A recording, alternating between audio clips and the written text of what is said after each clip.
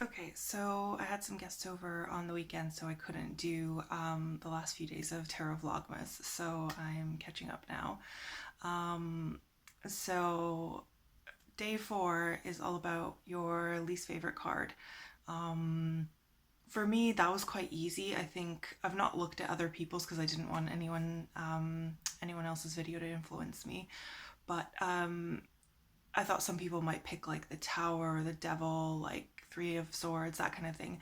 But for me, I think I really hate the Empress card.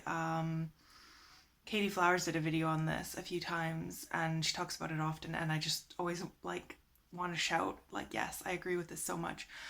So I think my biggest issue with um, the Empress card is it's supposed to be a card of creation, of nature, feminine energy, and it's always shown as a pregnant lady just like sitting down, and I just feel like that depiction is really lazy, it's really reductive, and it's just boring. It's like, come on, if you're going to be a tarot artist, like do something different, push, the envelope a little bit, be a bit more creative. um so yeah, I'm like not a big fan of it at all. I wanted to show some examples of what I'm talking about. So this is the Empress from the Light Seers by Chris Ann. And like, I love this deck. It's like one of my favorite decks. But even this, like, yes, she's pregnant with the world and possibility and all that, but she's still pregnant. And I also feel like it could be triggering for lots of people. Like, not all women can get pregnant, and not all people who can get pregnant are women. So I also feel like it's not very inclusive. Um, this is another one. It's like showing, a woman kind of communing in nature, um, which is lovely, but, there's different ways to show creation and female energy.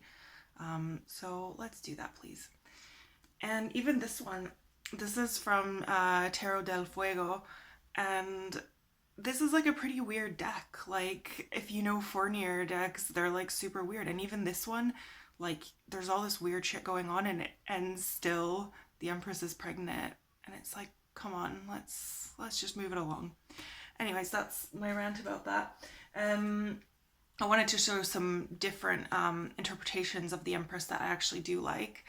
Um, so this is from Sammy Main's How to Deal.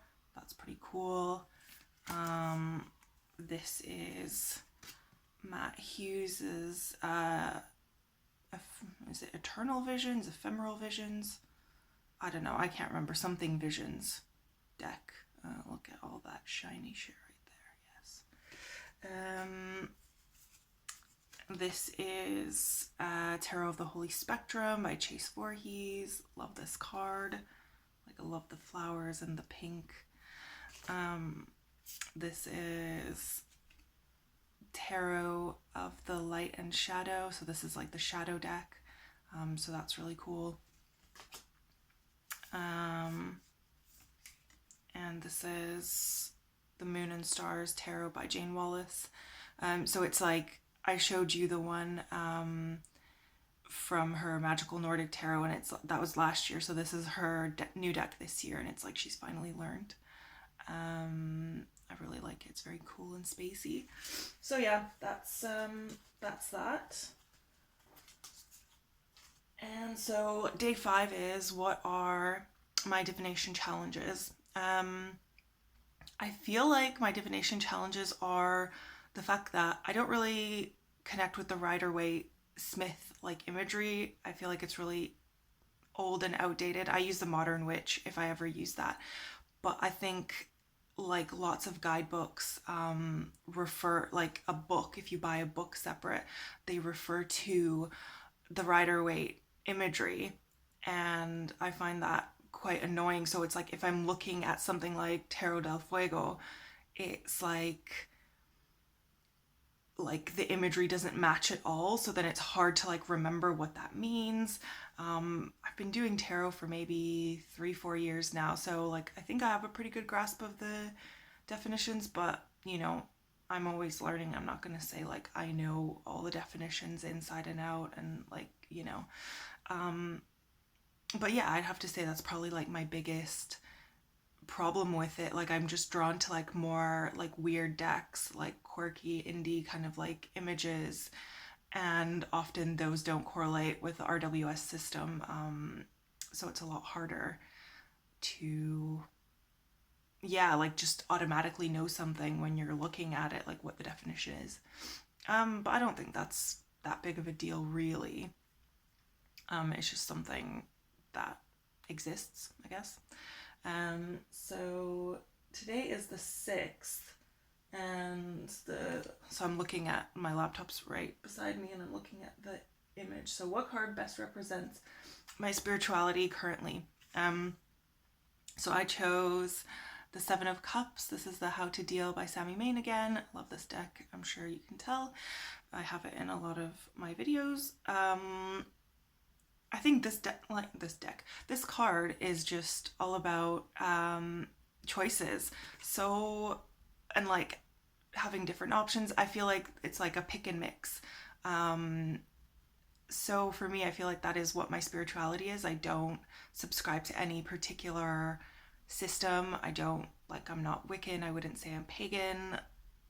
I do identify as a witch, but I don't do a lot of the things, you know, that like traditional witch people do. So I think like I quite like using tarot. I love using herbs and things. Like I think I'm quite an eclectic witch. I do a lot of kitchen witchery stuff.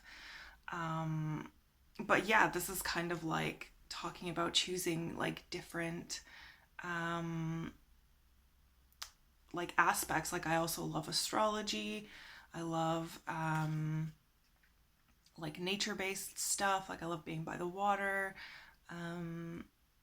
Yeah, I just like I love loads of different things. So all of those make up my spirituality. Like I'm not, yeah, like I follow the wheel of the year, even though I'm not Wiccan or pagan.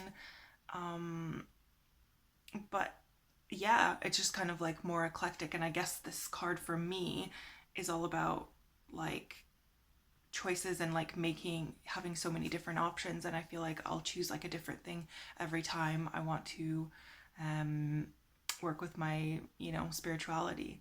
Um, so yeah, I think that's it for me today. It's been quite a long video, so if you're watching, thank you, you're cool.